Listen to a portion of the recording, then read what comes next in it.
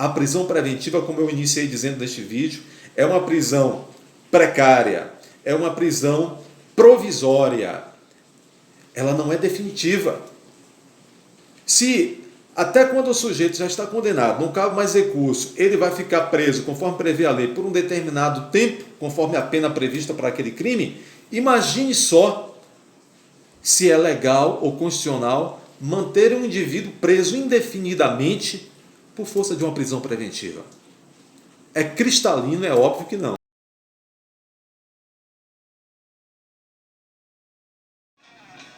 Amigos, fazer um breve comentário sobre a liberdade concedida ao DJ Ives na última sexta-feira, 23 de outubro. O DJ Ives se encontrava preso por força de uma prisão preventiva já aí aproximadamente 4 meses. Consta do que se sabe pelas redes sociais, pela mídia, e também por algumas peças, vamos dizer, notícias trazidas por algumas pressas, como iniciais de habeas corpus, enfim, decisões fragmentadas que se tem pela mídia, e pelas próprias imagens que foram vinculadas após o fato que deu origem à prisão preventiva, consta que o DJ teria agredido fisicamente a sua agora ex-companheira. Consta por meio das imagens que ele teria então praticado ali violência doméstica contra a mulher. Ocorre que, num primeiro momento, foi requerida a prisão preventiva do DJ Ives. É possível que se tenha entendido, e parece que foi assim, parece que assim se entendeu, que naquele momento ali no calor dos fatos, a liberdade do DJ Ives significaria ali algum risco à integridade física e psicológica da vítima de violência doméstica, agora sua ex-companheira, né? Veja, então o DJ estava preso, tecnicamente falando, por força de uma prisão preventiva. Se entendeu que havia ali necessidade de se acautelar ao que tudo indica, a integridade física e psicológica da vítima. Eu não vou entrar aqui em certos meandros do caso concreto, não advogo no caso concreto, seria antiético. Mas eu vou avaliar, é um caso bastante polêmico, é um caso muito rico do ponto de vista de uma análise técnica e para muitas dúvidas. Então eu julgo que pedagogicamente, didaticamente, é de interesses de muitos na sociedade refletir um pouco mais sobre esse caso, até para que aprendamos como cidadãos e também como operadores do direito, aprendamos um pouco mais com base neste caso concreto. Quero dizer o seguinte: o DJ não estava preso por força de uma prisão por força de uma prisão definitiva. Não. O Ministério Público, após aqueles primeiros dias, foi instaurado um inquérito, foi ali então avaliada aquela situação, a autoridade policial então investigou, entendeu melhor a situação, concluiu o inquérito. O Ministério Público, a essa altura, inclusive, já ofereceu uma denúncia contra o DJ, certamente uma denúncia aí, por lesão, pela prática de suposta lesão corporal, e também aí talvez por crime de ameaça também, reza aí nas redes sociais que também na denúncia foi aí também por ameaça e etc. Ocorre que este processo o DJ irá responder. Ao final, se for condenado, e se realmente for uma pena, vamos dizer, uma pena de prisão, aí sim ele cumprirá uma pena. A prisão será uma prisão-pena, uma prisão, né, que não é esta sob a qual ele se encontrava encarcerado até este momento. Esta prisão era uma prisão processual, era uma prisão cautelar, que certamente se entendeu que a liberdade do DJ poderia significar algum risco, como disse, à integridade física e psicológica da vítima. Bom, ocorre que a defesa, ao que foi noticiado, obviamente fez o papel dela, se resignou contra essa prisão preventiva e entrou com todos os pedidos de liberdade e também com todos os habeas corpus que julgava, que entendia cabíveis, entrou com habeas corpus, o crime, o suposto crime, teria ocorrido numa cidade do Ceará, na cidade de Eusébio. A prisão preventiva foi decretada pelo juiz da vara única do município da comarca de Eusébio, no Ceará. Então, foi manejado habeas corpus pedindo a liberdade do DJ, certamente no Tribunal de Justiça do Ceará, depois também no Superior Tribunal de Justiça, e, por fim, foi também manejado habeas corpus pedindo a liberdade do DJ diante do Supremo Tribunal Federal. Salvo engano, o relator deste habeas corpus no Supremo Tribunal Federal foi até o ministro Gilmar Mendes, que exarou decisão negando a liberdade do DJ, alegando que era necessário manter a prisão preventiva para resguardar a integridade física e psicológica da vítima. O ponto, pessoal, o ponto que certamente a defesa trabalhou em toda esse percurso, essa jornada, tentando convencer a justiça de que não havia necessidade da prisão preventiva do DJ, tentando convencer de que o DJ, neste caso concreto, tinha direito de responder o processo em liberdade.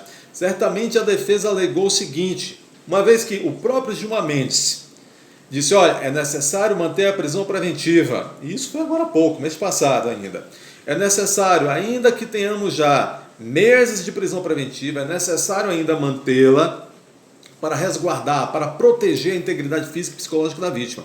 Ocorre que, para manter esta prisão preventiva, para justificar a necessidade dessa prisão preventiva, não basta tentar adivinhar, tentar fazer uma suposição de que o DJ se livre, iria atrás pessoalmente ou por interposta pessoa, seja presencialmente ou seja por meio de qualquer outro meio de comunicação, se livre, o DJ iria atrás, iria em busca da vítima para manter a prisão preventiva.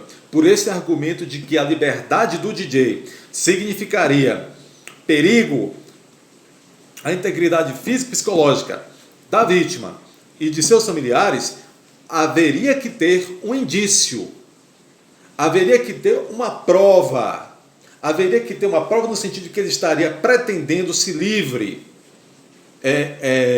continuar na escalada de violência, haveria que ter uma prova de que ele estaria mandando ou mandaria alguém pressionar. Então, ao que consta, dentro deste processo ou desse contexto envolvendo esta violência doméstica, ao que consta não havia uma prova, não havia indício de que livre o DJ continuaria praticando violência doméstica, né? Certamente, reparem bem, não há dúvida de que após aquelas imagens ganharem o público, não há dúvida que a vítima obteve medidas protetivas. Quais sejam? A medida protetiva de afastamento do lar. O DJ certamente foi afastado do lar. Certamente outra medida protetiva foi determinado que ele mantivesse sempre uma distância mínima dela. Entre outras medidas protetivas que afastasse e impedisse ele de tentar qualquer contato. Não há dúvida. Certamente ela tem essas medidas protetivas. Então, o juízo, o raciocínio jurídico da comarca de primeira instância, de Eusébio, do Tribunal de Justiça do Ceará, do Superior Tribunal de Justiça e do Supremo Tribunal Federal, esse raciocínio de que vou mantê-lo preso preventivamente para evitar que ele vá ao encontro da vítima, para evitar que ele cometa novas violências domésticas, violência física, psicológica, moral, patrimonial, o que é que seja, este raciocínio não pode ser um raciocínio baseado no adivinhômetro. E parece, ao que tudo consta, que o DJ estava preso até este momento com base no adivinhômetro. Parece que algumas autoridades, com todo o respeito, eu volto a dizer, não atuei no caso concreto, mas hoje todo mundo sabe que isso fica às claras, nós temos muitas informações por todos os meios de comunicação, mesmo, e infelizmente, mas mesmo um processo que deve tramitar em segredo de justiça, todo mundo vê por aí as tantas os vazamentos. E nós somos bombardeados com essas informações. Então, não, né, dentre essas informações que vem nos bombardear, não surgiu. E é por isso que a defesa certamente se manteve resignada, inconformada. Não havia certamente nenhuma prova, nenhum indício, nenhum apontamento, prova documental, testemunhal, de que o DJ seguiria praticando violência doméstica, de que não havia prova nenhuma, certamente, de que o DJ, uma vez livre, desrespeitaria as medidas protetivas. Não é? Então, a resignação da defesa certamente foi nesse sentido, de que, olha, não é possível fazer esse exercício com base nesse adivinhômetro, essa projeção no tempo, essa adivinhação, para decretar uma prisão preventiva. É preciso ter o chamado periculo evidenciado, comprovado, chamado periculo libertatis, que é uma expressão latim que significa que a liberdade do indivíduo significaria perigo para o processo ou para aqueles atores, os envolvidos no processo, as testemunhas, a vítima, seus familiares, etc. Parece que nesse caso não havia, lá no início, e parece mais que a prisão preventiva do DJ foi decretada mais por uma posição, uma postura populista, do que realmente por uma necessidade jurídica ou por uma justificativa fática. Não havia, parece que não havia. E, ao longo do tempo, parece que também não se conseguiu comprovar isso. Ou seja, parece que o argumento da defesa de que a prisão preventiva era ilegal, porque não havia respaldo para ela. Muito bem, mas vamos partir do pressuposto de que lá no início havia algum indício de que a liberdade dele pudesse significar risco à garantia da vítima, da paz, da integridade física, psicológica e moral da vítima. Vamos imaginar ainda que a prisão preventiva fora decretada para dentro ali do fundamento da garantia da ordem pública, como se ele livre, a liberdade dele pudesse significar até um risco para a própria integridade física dele, porque de repente alguém poderia até vir a ele surrá-lo porque ele agrediu uma mulher. Vamos imaginar que no início desse inquérito, logo após vir à tona aquelas imagens de agressão, vamos imaginar que havia um ou alguns motivos ou fundamentos autorizadores da prisão preventiva. Ocorre que a prisão preventiva, como eu iniciei dizendo neste vídeo, é uma prisão precária, é uma prisão provisória. Ela não é definitiva. Se até quando o sujeito já está condenado, não cabe mais recurso, ele vai ficar preso, conforme prevê a lei, por um determinado tempo, conforme a pena prevista para aquele crime, imagine só se é legal ou constitucional manter um indivíduo preso indefinidamente por força de uma prisão preventiva. É cristalino, é óbvio que não. Eu estou dizendo isso porque agora, com a liberdade concedida, veio uma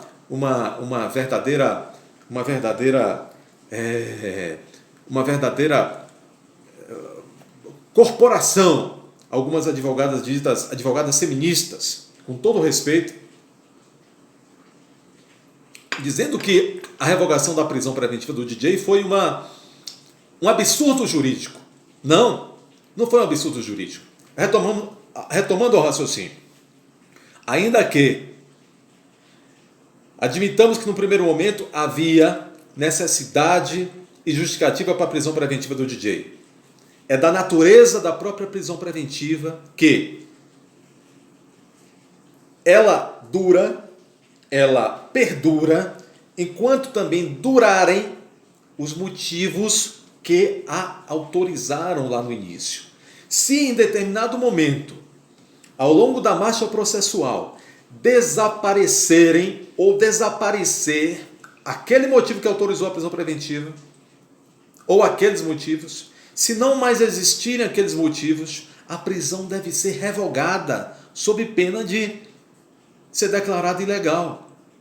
Então a prisão preventiva é uma prisão provisória. Ela deve, se houve realmente estava respaldada em algum momento por um motivo lícito, em algum momento, por ela ser provisória, aquele motivo vai desaparecer. Quando desaparecer, é óbvio que ela deve ser revogada e deve ser restabelecida a liberdade do sujeito para que responda o processo em liberdade. Então é muito raro, pessoal, ao longo de uma marcha processual, o índice permanecer legalmente todos os requisitos que autorizam, ou os requisitos que autorizam aquela prisão preventiva. Fatalmente, em algum momento da marcha processual, esses motivos ou esse motivo desaparecerá e ele responderá ao processo de liberdade. Ainda assim, ainda que em determinados processos hajam ali motivos que requeiram que se determine algumas cautelares sobre o acusado, o sistema processual brasileiro, já desde alguns anos, determina que há outras medidas cautelares que também servem para resguardar pessoas e resguardar o próprio processo, que podem ser aplicadas essas medidas cautelares diversas da prisão preventiva sobre o acusado. Ou seja, a prisão preventiva no Brasil ela é aquilo que se chama de a última ratio, ou seja, ela só deve ser usada para aqueles casos extremamente graves. Quando não, pode ser aplicadas em alternativa a elas as medidas cautelares diversas da prisão. Tá? A exemplo de o sujeito ser posto em liberdade com uma tornozeleira eletrônica, onde vai se verificar se ele está avançando o perímetro onde ele está autorizado a se manter. O sujeito pode ficar resguardado em casa numa prisão domiciliar, pode ficar determinado que ele apenas fique em determinado perímetro, como eu disse, etc, etc. Há várias medidas cautelares alternativas à prisão preventiva. Então, a prisão preventiva, para justificar a sanha popular, a sanha de boa parte da mídia que gosta de ver o circo pegar fogo, é algo ilegal. No meu sentir, não conheço cada vírgula do caso concreto. Agora, ao que tudo indica, esta prisão preventiva do DJ foi mantida de maneira arbitrária até este momento. Agora, última sexta-feira, 23/10, quando foi revogada pela comarca, pelo juízo da Vara Única da Comarca de Eusébio. Tá certo? Aqui eu não estou fazendo crítica a ninguém, não estou desmerecendo ninguém, estou fazendo uma análise técnica, respeitosa, mas basta lembrar, basta raciocinar em cima deste último argumento lançado pelo ministro Gilmar Mendes no STF quando negou habeas corpus lá naquela Suprema Corte. Ele dizer que a prisão preventiva deveria ser mantida, a prisão preventiva do DJ, para resguardar a integridade física e psicológica da vítima, ele é um raciocínio. Cadê a prova de que ele estava mandando interposta a pessoa desde quando foi preso, incomodar a vítima, de que ele estava ameaçando, de que ele estava mandando fazer mal ou dizendo que quando o livro faria mal? Cadê a prova de que ele fugiria? Fugiria para quê? Para onde? A pena, todo mundo sabe que a pena de lesão corporal é uma pena que não... Que um sujeito que tem residência fixa, tem atividade profissional no cenário nacional, um sujeito que é réu primário, ele ia fugir por conta de uma pena de lesão corporal e uma pena de ameaça, que todos sabem que é uma pena baixa. E outra coisa, cadê a prova da reiteração delitiva? Como eu disse, que ele estava continuando a incomodar a vítima? Não havia. Então me parece que a prisão preventiva do DJ foi mais mantida realmente para fazer aqui, vamos chamar de uma média, com um discurso, um discurso mais fácil, para agradar aqueles que realmente querem ver a coisa ser feita antes do devido processo penal legal. Tá certo? Então eu acho que, embora demorada, me parece que em boa medida veio em boa hora já a revogação desse processo, dessa prisão preventiva. Repita-se que os fatos retratados naqueles vídeos, aquela violência, que é induvidosa que houve uma violência física contra a mulher, uma violência doméstica, é abominável. ele deve ser punido. Agora, na medida, dentro da proporcionalidade, dentro da razoabilidade.